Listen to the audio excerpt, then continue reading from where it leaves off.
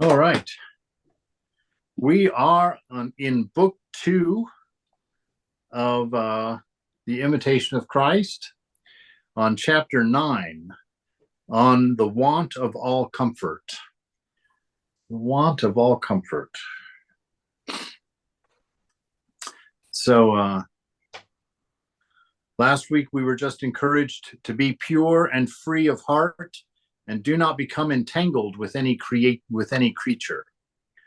If you wish to be free and to experience the sweetness of the Lord, then you must be naked and bring a pure heart to God.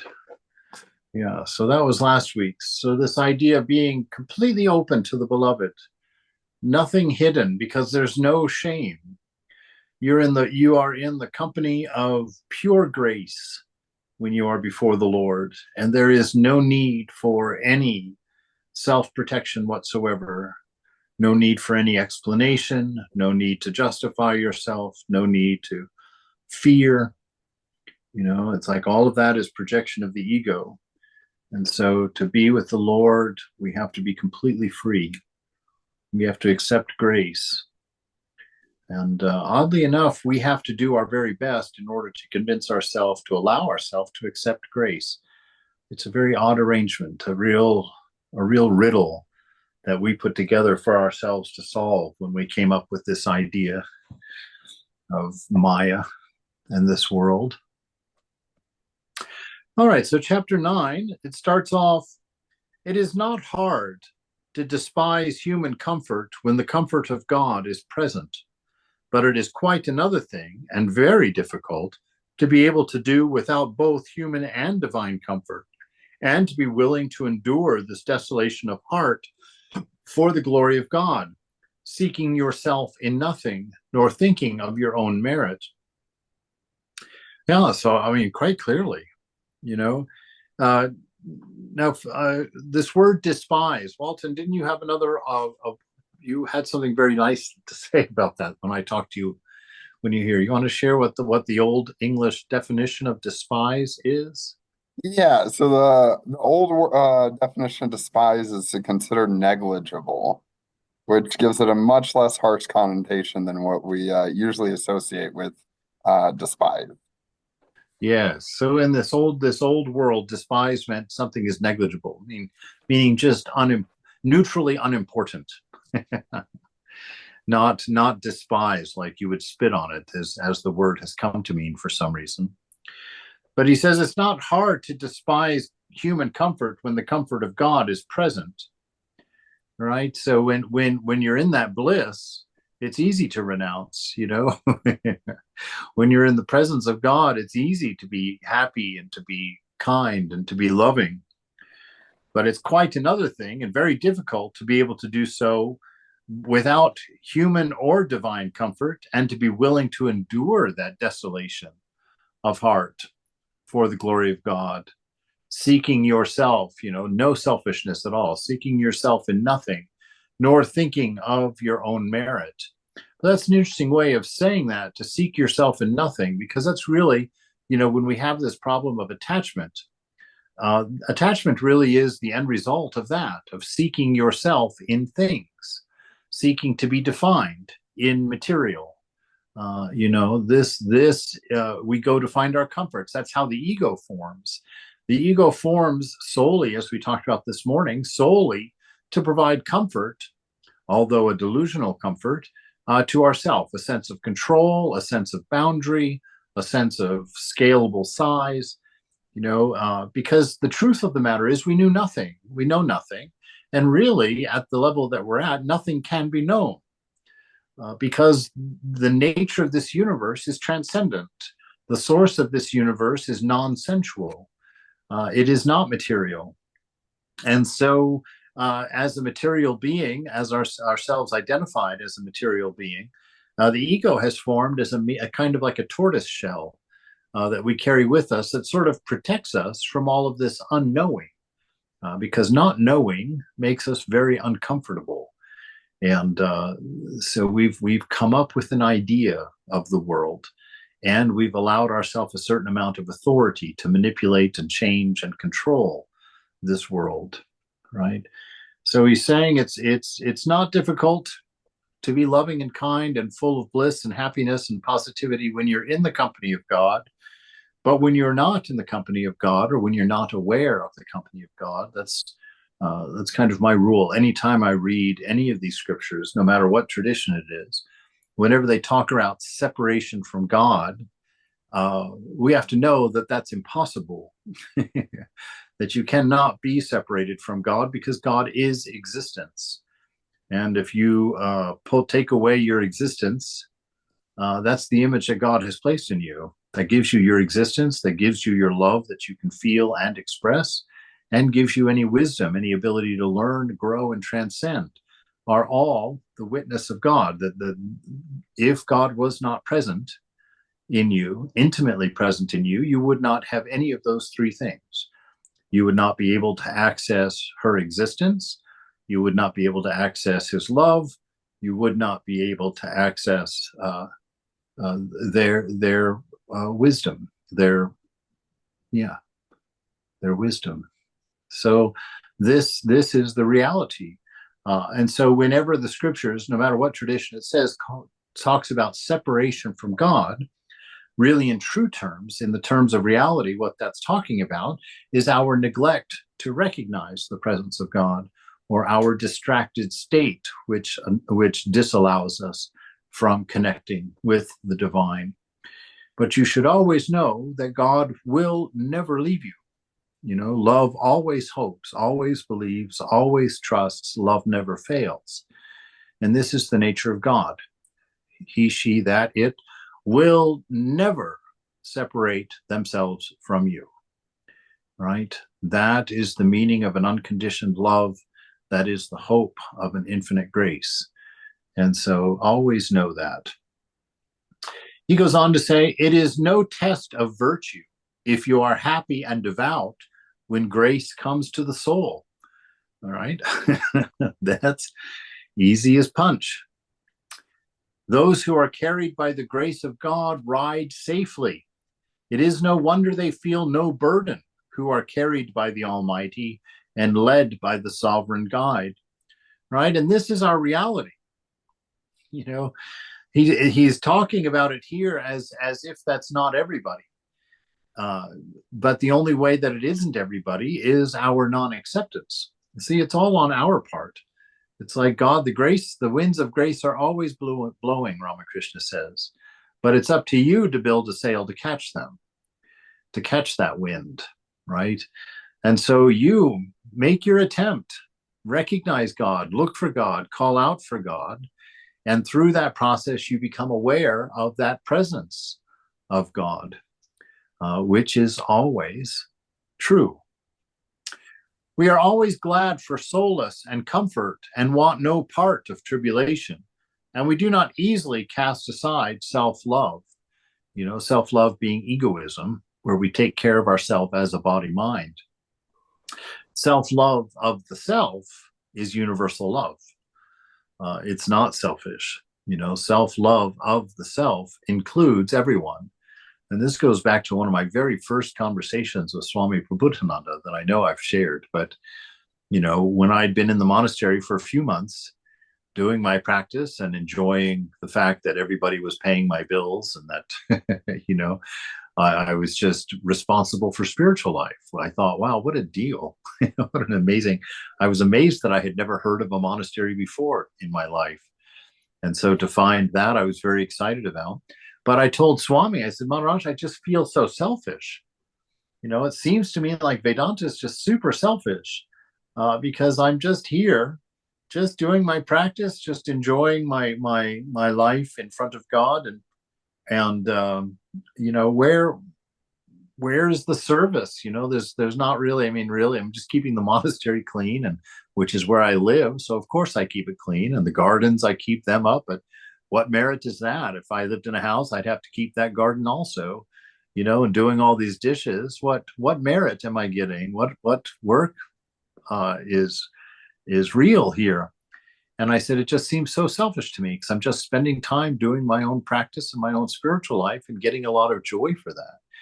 And I was kind of, because I'm iconoclastic in the way that I'm put together somehow, I kind of like to get my finger under the edge and cause a little trouble here and there. And I thought that he would kind of push back against that.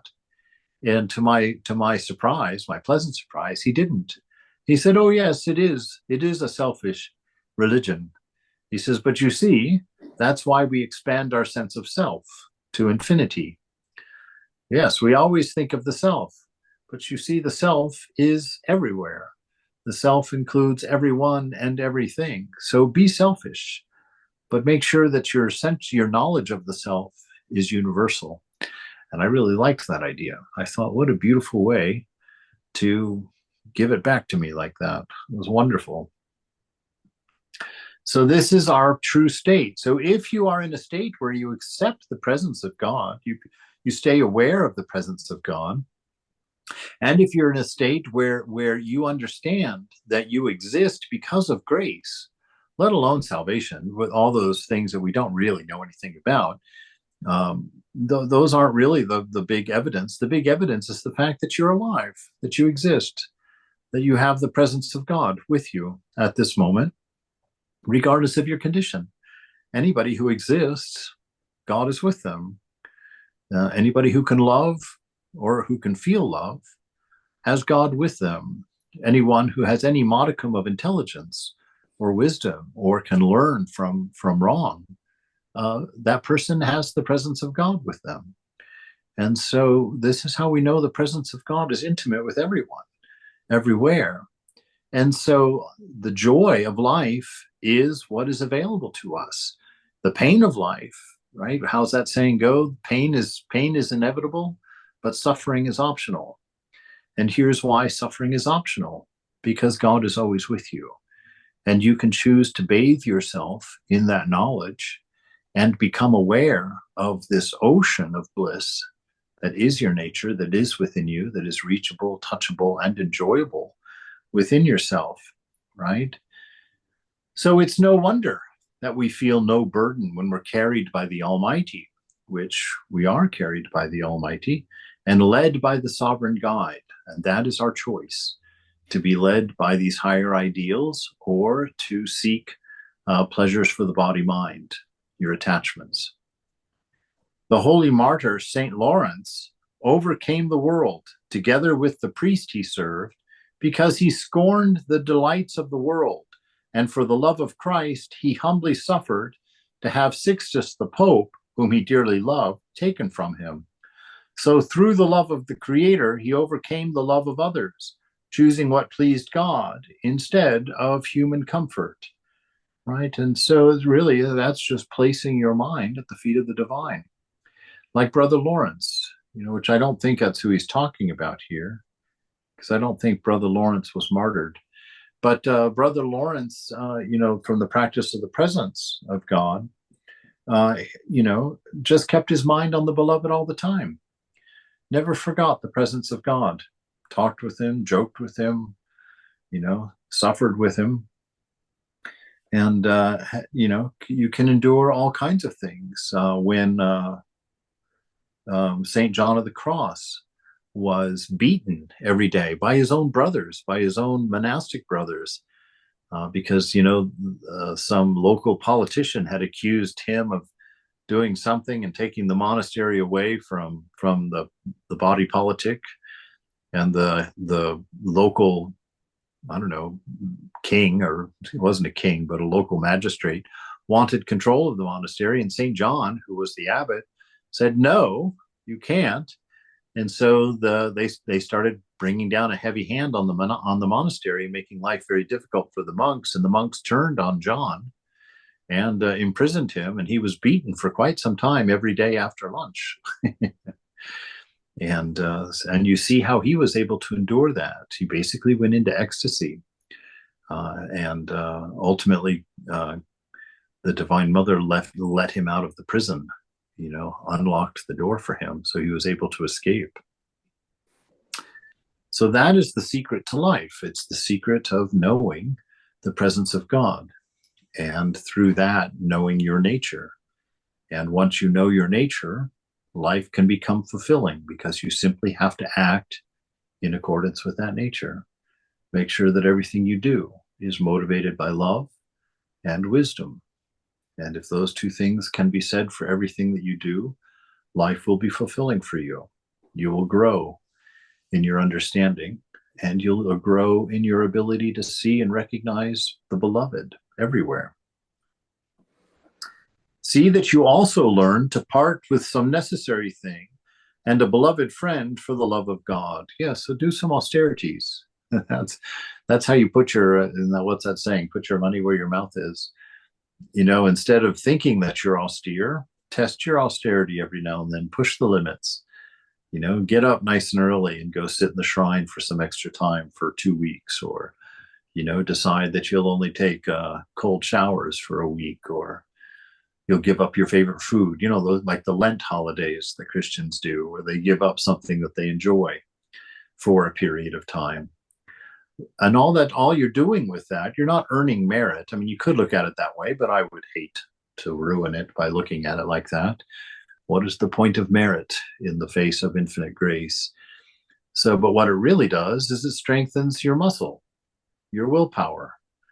It teaches you to be able to say no with strength, to say, no, I don't need that for happiness. I can do without that, and, those of you who are living with no air conditioning, you're doing that. Those of you who live in Louisiana, you're doing that. Oh, I mean, practicing renunciation, practicing austerity, so that you can grow strong, so that you don't become dependent on comforts, so you don't become a spoiled brat. When things get uncomfortable, you get whiny. You get whiny and then get, but I know people who, when they get hungry, they get in bad moods. We want to get past those things. So how do we do that? We practice. We make ourselves uncomfortable, and we learn to keep our mind on God. We do fasting. I remember one time I was fasting in the monastery just for a couple of days, and Swami said, "Oh, what are you doing when you're not eating?" And I said, "Oh, I don't know." He says, "See, it's not a fast if you just don't eat." He says, "It's a fast only if you don't eat and put your mind on God instead. That's a fast." So he told me, he says, during lunch, when we're here eating, you should be up in the shrine doing your practice. When you're not, when everybody else is doing their meal, you should be in the shrine. You should be doing your practice. That's fasting, right? And so this is how we grow. And this is what he's talking about. See that you also learn to part with some necessary thing, something you depend on, something you like, something you enjoy, something that's close to you. And a beloved friend, somebody that's something that's necessary, and a beloved friend of yours, something you really enjoy. For the love of God, give it up for a while to help yourself focus on God, to help you move the love that you have for that object or that condition, move that love to the feet of the beloved. Do not be grieved when you are forsaken by a friend, knowing that someday we must be separated from one another. Right? All of us are going to be separated from each other. We're all going to lose each other. It's going to be hard. That's the way life is. One by one, our little squares will fall off the screen here. But one by one, they'll be replaced, So don't be surprised when your brother dies, when your mother dies, when your father passes, when your best friend goes, when you go. Don't be surprised. This is the nature of life. It's going to happen for all of us. And we should embrace that, because we aren't this. It's no more than waking up from a dream for us, right? And so we're all friends in a dream. But when we get to the essence, we are the very friendship of friendships. We are the very love of lovers. There is no loss for us. Before they can win the victory over self, people must go through a considerable conflict with self and be able to give up their whole heart to God. Indeed, and what is this conflict all about? That's our effort. We try, to control ourselves, and we can't. And we try and find fulfillment in the world through the senses for the body and mind, because that's what we think we are. and we can't. And so it's a life of struggle. We're constantly trying to figure out, why isn't this working? Why? I remember that night. I tell you this story all the time, but what a night, where I just got home from my night of enjoyment, and I was getting there ready for bed. I was sitting on the edge of my bed, and I was looking around, and I was like, doggone it, I've got everything. I played by all the rules. I got that degree. I've got the job. I've been disciplined. I've done what I'm supposed to do. And now I have my house. I have my view. I have my friends. I can afford whatever I need to afford. And yet in the midst of this, doggone it, I'm just not happy. I was depressed. I was down. I was forlorn. I felt like my life had no purpose. And I was bemoaning the fact that I knew, I could see that as I grew older, I wasn't going to be able to expend the amount of energy I was expending on enjoyment. That constant traveling, the constant going out to dinners, the constantly going out with this friend and those friends and this group of friends and a dinner party here and a party there. I realized this is not sustainable. And even if it was, in the midst of it, I come home and sit on the edge of my bed and my world is empty. My world is empty, and that's what started my whole kick. That's when I decided to go search in the world, because I thought it was outside myself. I thought there had to be something that was fulfilling in the world, right? So before you can win any victory over yourself, you have to go through a considerable conflict with yourself. You have to get in there and suss out what's going on. What do you need? What does my soul long for? What does my soul find fulfilling? Is there anything? And you have to go and find out. That these are things that there are some people who are very blessed, the scriptures say, that can learn from others and not have to experience themselves. But he said most people were egotistical enough to not be able to be told. We have to go try it for ourselves and find out. So that's what it says. So we have to go through a considerable conflict with ourselves and then be able to give up our whole heart to God, because we know it to be true. We've tried everything else. And we know that and we understand when the beloved mother says to us, take refuge only in me. Come on, take refuge only in me. There is no other refuge, right? Because that's the truth of the matter. There is no other refuge. Every other thing that we go to for refuge only gives us distraction. That's the nature of the world of the senses. The best they can do for you is distraction. Only Mother, only the divine within can actually give you peace, can actually fix the problems in your character and in your life. Only from there can you find strength, Only there can you touch love. And so but most of us will not believe that. We will not know that until we've literally tried everything else and come to a place of desperation. When people rely on their own strength, they easily incline toward human consolation, right? Because we think that's the reality. So when we rely on our own strength, that's egoism, right? We have a sense of doership and we think that we're going to do this just fine by ourselves, right? And when we think that, then we incline toward human consolation, because we think that our self, our lower self, our body-mind self, our ego self, is going to be able to provide us some sort of strength and some sort of comfort, some sort of knowing, right? And so then we believe in comfort in others as well. We believe in that our partner will fulfill our life, that having a family will fulfill our life. We come up with all these ideas. But those who love Christ and earnestly pursue virtue do not fall back on such consolations, right? We don't need them, for one, and two, we know that they're impermanent. That was the reason Swami Prabhupada was such a stoic in the monastery. Stoic is a nice word for meanie. He was, you could get as warm a hug from him as you could from holding a river stone, right? But it wasn't because he wasn't loving. It's because he withheld his love from the monks in particular. Why? Because he told me what has come true, actually. He told me, he says, see, if you rely on me for your consolation, if you rely on me for your courage and for your satisfaction, what will you do when I'm gone? This monastery will be empty and devoid for you then. Go to the shrine. There is your comfort. There is your strength.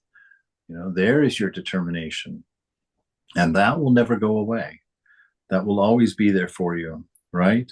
So those who love Christ and earnestly pursue virtue, we do not fall back on worldly consolation. We don't look for distraction.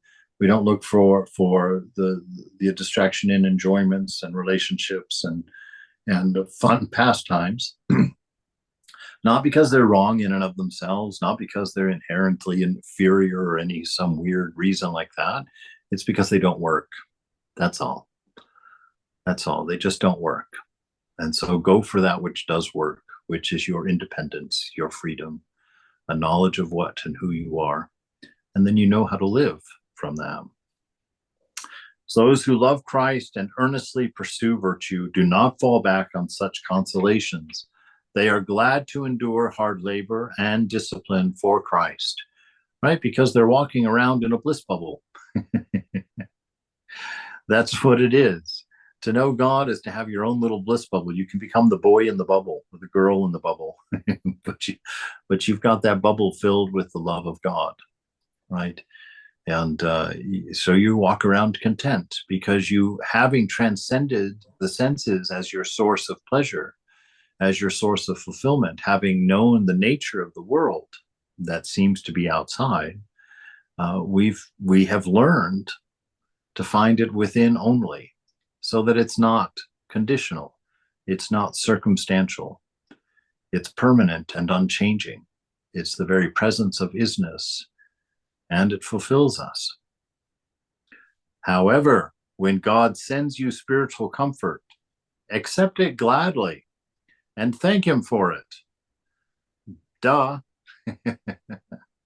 That is the whole cycle of spiritual life, because God does give you full grace, and God does warm your heart with a bliss and with a gentle caring, a gentle fondness for life itself, with a great courage and a great zest for living, for being, for expressing our nature. This is all within us, right? And this accepting it gladly and thanking him for it is how we live. It's not a part of our life. It is our very life. That's what it means to live in grace, to be always joyful because you realize God loves me. God loves me so much, and there's so much grace there that I'm not left wanting and being alone and having to work it out myself, right? It's like we know that by faith. Faith is the root of all. A faith in that unconditioned love, a faith in that infinite grace. And why a faith? Because neither of those can be demonstrated in the material world.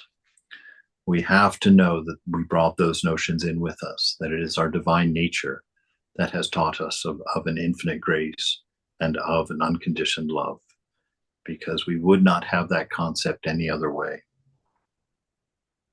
So accept it gladly and thank him for it, but fully realize that it is God's mercy that sends it, and not any deserving of yours.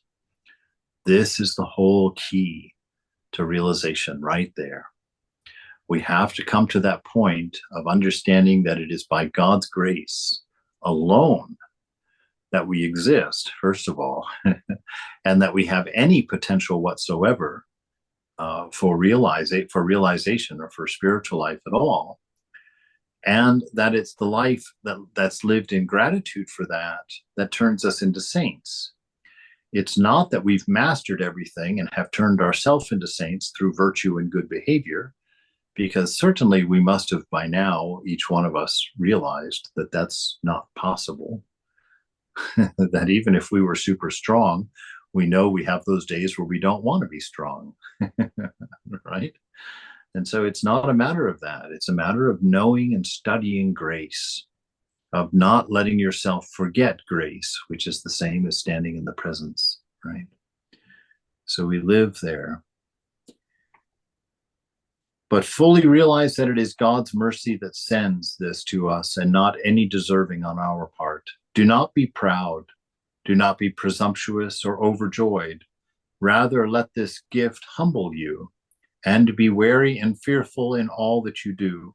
For surely that time will pass away and be followed by temptation. Yeah, well, okay. Let's do some Vedic translation here. So do not be proud or presumptuous or overjoyed, right? Because all three of those things would have to come from you believing it's your doing, right? To be proud, you'd have to believe the I was involved in it. I did this. I made myself happy. I have done well in my spiritual life. I'm super pure. I do great meditations. I'm always true. You stand like that, and the best you'll accomplish from that is becoming a smug church lady or church man who's always, looking down their nose at everybody else and wondering, why isn't everybody else going to heaven like I am? So do not be proud, presumptuous, or overjoyed. Rather, let this gift humble you, and indeed it will. Just that knowledge, that practical knowledge that it's the grace of God that has saved you, or that has rescued you from your ignorance, in that sense. Let this gift humble you, and be wary and fearful in all that you do, which is more to say, be watchful, not to identify with body-mind, not to pay attention to things that take your attention away from the presence of God, that divine self, right? So we hold that space inside because that space is our joy. That space is our refuge. And that space is God. That space is our beloved. For surely that time will pass away and be followed by temptation. Well, it's actually following temptation that makes those things go away. It's not that God takes them away and then tempts you. It's that you begin paying attention to things that take your attention away from the presence of God, take your attention, your mindfulness of grace away from your attention, and then leaves you looking for other things to fulfill that void. Leaves you looking for things that help the body-mind, which is what you think you are in that state, because it's only through the constant remembrance of the beloved that we become aware of spirit, that we become aware of that which is not this, not this, not this. Right? When consolation is withdrawn, right, when we're no longer getting enjoyment, do not be despondent, right? Why not? Because the presence is still there. You're just, for whatever reason, not sensitive to it, or not seeing it, or not feeling it. But that is not an indicator that it's not there. That is an indicator that you are still not paying enough attention, that there are still elements of me and mine within you that are able to block that reality from you. So when consolation is withdrawn, which means it would be withdrawn by your own self, withdrawn by your own, what would you say? Your own withdrawing, your own looking away, your own paying attention to earthly things, to enjoyments, right? When consolation is withdrawn, do not be despondent, but humbly and patiently wait for the return of God. Absolutely. But it's not the return of God. I just really want to drive that home. It's very important. This notion that God can somehow separate from you and you'll be fine without him is an absurdity. That's like thinking the dream is going to happen when the dreamer wakes up. No, the dream requires the dreamer. And if the dreamer is not there, the dream's not there, right? And so this notion of God being gone is another way of talking about it. You could certainly follow that line of thinking, certainly that the world could be seen from this perspective, obviously, because this is how the writer of this book was seeing things. The problem with seeing things that way is you become victim. Something that's not in your control has withdrawn God from you. You know, something outside of yourself has determined your awareness of God. That can't be. that can't be. How could that be? You know, how could you be responsible for anything if God just withdraws himself from you? If God withdrew himself from you, you would cease to exist.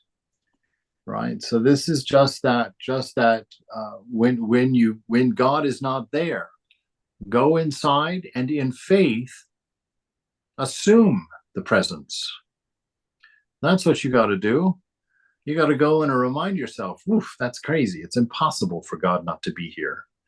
Right. And so then you just go and you sit silently, opening yourself to the presence of love. God can't resist that. God would not let you do that and be hungry. She can't. You're her child. You are her responsibility. And if you sit there and cry out with a longing voice, you know, mother will come quickly. She'll come. So know that.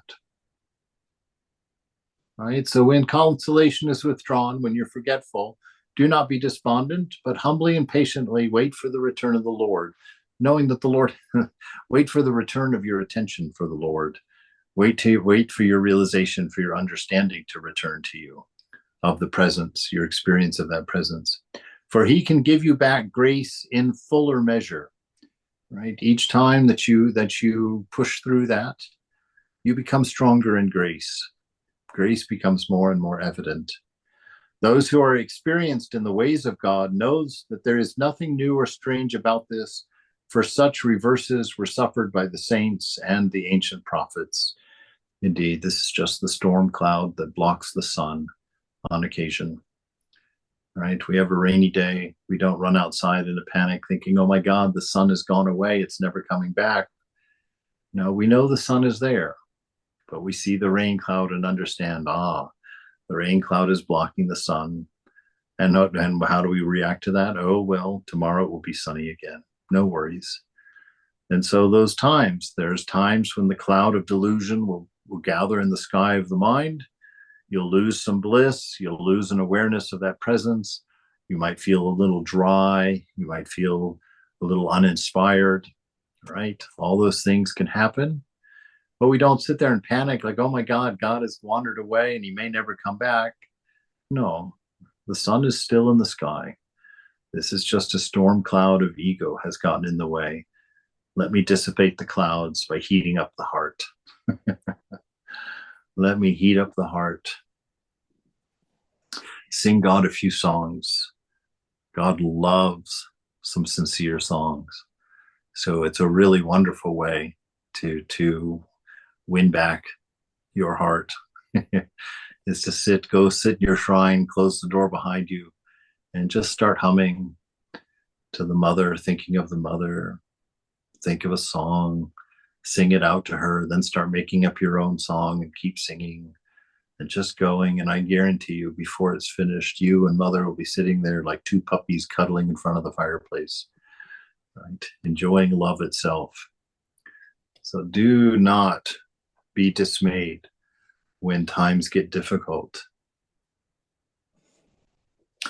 There was one who in the time of grace said, in the time of good fortune, I said, nothing can ever sway me. However, when grace was withdrawn, he tells us now he felt, when you hid your face, I was filled with terror.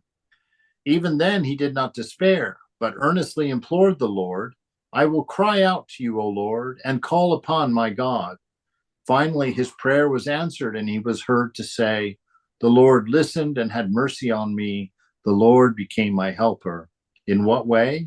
You have turned my mourning into dancing, he says, and hath clothed me with joy. When you know that that is where those things come from, that they come from the presence of God, and when you turn to God for those things, the Lord will not withhold himself from you. Will not. Love always hopes, love always believes, love always trusts, love never fails. This is what we worship. This is why we worship. If God has dealt this way with great saints, then we who are feeble must not be discouraged. if sometimes we are fervent and other times we are cold. For the Holy Spirit comes and goes as he wills. That is why the holy Job says, you examine him every morning and test him every hour of the day. Yes, so let's see if that is, if you're going to make God the movable component, that's the situation you get into. You know? But in fact, it's you that are the movable component. God is the absolute unchanging, the ever-present. And so it is not God that is the moving component in this equation. It is you. Do you watch and keep watch on the presence, or are you being distracted? Have you kept your identity in the shrine where God is worshipped, or have you moved your identity into the changing thrill of the mind? You know, that's where the decision is. We are the moving part. God is always present and always everywhere perfect. And so it's our duty to ourselves to remain in that state.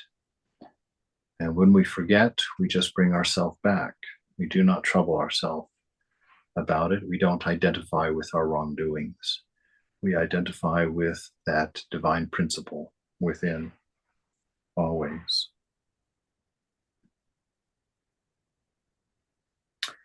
In whom then can I hope? Or in what may I place my trust, but in the great and the endless mercy of God, right? So right there, he even mentions it, you know, the great and endless mercy of God. Endless meaning boundaryless. And if it's boundaryless mercy, where will it not be, right? So that's how we know God is unchanging. God does not withhold his mercy. We just either accept it or we don't accept it, but it is always present. It is great and endless. For whether I am in the company of good persons, devout brothers and sisters, or faithful friends, or whether I have holy books, excellent treatises, or beautiful chants and hymns, what good will they all do me when grace is withdrawn and I am left in poverty, right? The fact is, nothing will be left to you. Without God, there is nothing. Without the presence, there is nothing. In distraction, there's only more distraction, right?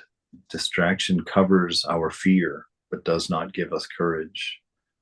Distraction covers our pain, but does not give us peace. So this is what we're learning here and what he's encouraging us for. Be constantly in that presence. Understand that everything you want comes from that presence. Everything that you need comes from that presence. All of your desires are symbols of what is contained in the presence of God. Patience is the best remedy in this state, and the abandoning of the self to the will of God. That actually is the whole solution right there. If you do those two things right there, you will never experience separation from God, because this is how you keep your mind in the presence. One, what's he say here? The abandoning of the self. Let go of me and mine. That is always, that's Sri Nisargadatta says, are you suffering? All suffering is an invitation to discernment, an invitation for inquiry. What am I, where is the attachment? It's only because we're nursing an attachment that we lose our attention or our awareness of the presence of God. So anytime we feel that suffering inside, anytime we feel that absence of the presence of the beloved, your first question is, where is it? Where is that attachment? What am I holding on to that is causing me pain, that has caused me to forget, that has caused me to lose my awareness of the bliss of God? So we abandon the self. That's the first place we look. Is there any me and mine happening here? Am I clutching to anything? And what do we abandon it to? To the will of God, to our highest nature, right? To our highest ideal. We return to Satchitananda for our motivation as our source of energy and inspiration to do in the sense that we think we're doing. In that sense, we have to go to Satchitananda to find the proper motivation, the proper inspiration. Go to love, go to wisdom. Remember the presence, sit in the presence, soak in the presence, and life will be fine. I have never known anyone so religious and devout who has not sometimes had the withdrawal of grace or felt a diminishing of fervor, right? Every single one of us, every Swami, every seeker has had a period of time where, if there's two ways of interpreting it. They think God has left them. Okay, the experience is the same. Oh, God has left me, or God has withdrawn from me. You can think that. I don't like that, because it again makes you victim. It makes you unable to change your state, which is not a truth, right? And so it's more you withdrawing your attention from God for whatever attachment or pleasure or delusion you are searching for or running after. But everybody experiences it. Never was a saint so greatly enraptured or enlightened as not to be tempted at some point, at some time. Yeah. We even see Thakur being tempted at times, We see Jesus being tempted. We see Buddha being tempted. There are the body mind. Ramakrishna says that lust, the hankering after lust, the hankering after pleasure, will not leave you until realization. All right, and you think, oh my God, that's horrible. Why is it like that? Because it's the barking of that of that danger that's going to keep you running forward. In that one sense. It's the barking of temptation that keeps you diligent, that keeps you sharp, keeps you aware, right? The dangers of what happens when the mind clouds over. It immediately seeks refuge in distraction. It seeks refuge in Reddit and Instagram and YouTube and Gilligan's Island and traveling and beautiful people and cocktails, all these things that rush in to take the place of God when we become forgetful. But the best remedy is just your patience. Patience with what? Patience with yourself. I have forgotten. Oh, I've become distracted. Let me gather myself here into the heart again. Oh, beloved, how have I forgotten you? And sing your song. Sing your song of longing. Sing your song of love.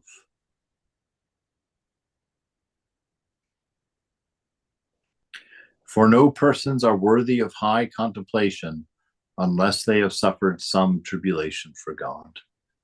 Right? That's a weird thing to say. See, it's this catch-22 that that they literally set up for us here, because in one verse they're saying in no way do you see any of this as being deserved by you, and then they talk in terms of worthiness in the next verse. It's like, well, you're double-handing us here. You're telling us to never see ourselves as worthy, right, or to not count on our worthiness, and then you're encouraging us to be worthy at the same time. So we've got a little bit of wordplay going on here. Let me read this again here. For no persons are worthy of high contemplation. We could just put a period there. No person is worthy of higher contemplation. No person is worthy of the presence of God. This unless they have suffered from some tribulation for God. There's no unless there. That's not going to make you worthy either. You can suffer all you want. It's because of your own ignorance that you suffer. What kind of medal do you get for hurting yourself?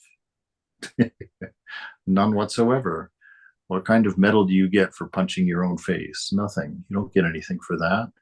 And so if you sit there and suffer in life, it's because you're holding on to your attachments. You're not thinking of God. You've turned your face away from the presence of God. and you're suffering for it. And no matter how long you do that, you're never going to become worthy. You're just going to become exhausted and quit. You're going to quit doing that, and then you're going to discover God, discover the presence, right? So these are funny ways of talking. You talk this way when you believe the world is a little bit more real than you should. When you think the world is permanent, then you start talking in this kind of way. Temptation going before is often a sign that consolations will follow. For to those who have been proved by temptation, heavenly consolation is promised. Yes. All right.